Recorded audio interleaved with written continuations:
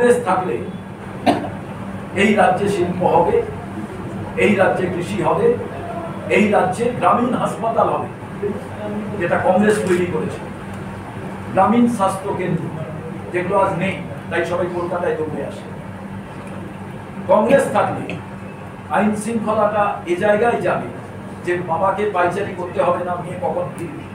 বা মেয়ে আদৌ ফিরবে কিনা। এই জায়গায় দাঁড়িয়ে আমার মনে হয়েছে আর লাগাম ছাড়া করাপশন এর বিরুদ্ধে কংগ্রেস কর্মীরা তারা সজাগ থাকবে এবং আমরা আমাদের পুজোর আগে প্রত্যেকের সঙ্গে কথা বলে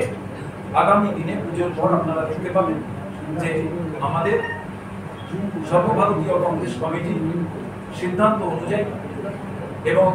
রাহুল গান্ধীর লাগাতার যে মানুষের কাছে দৌড়ে যাওয়া, বিভিন্ন পেশার মানুষ, এমনকি আপনাদের পেশার লোকেরাও আলাদাভাবে তার সঙ্গে দেখা করছে, যে রাহুল গান্ধীর সঙ্গে দেখা করলে অনেক মনের যে টেনশন, যা আজকে প্রত্যেকেই তার কর্মক্ষেত্রে চাপ অনুভব করে,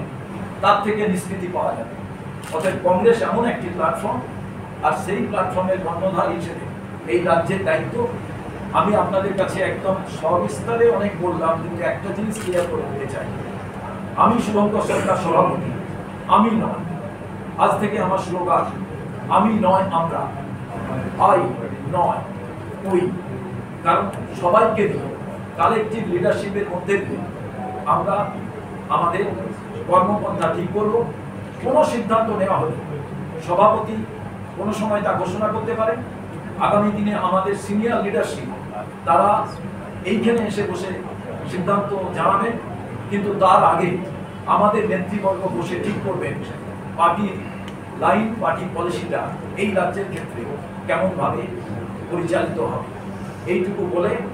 আপনাদের কাছে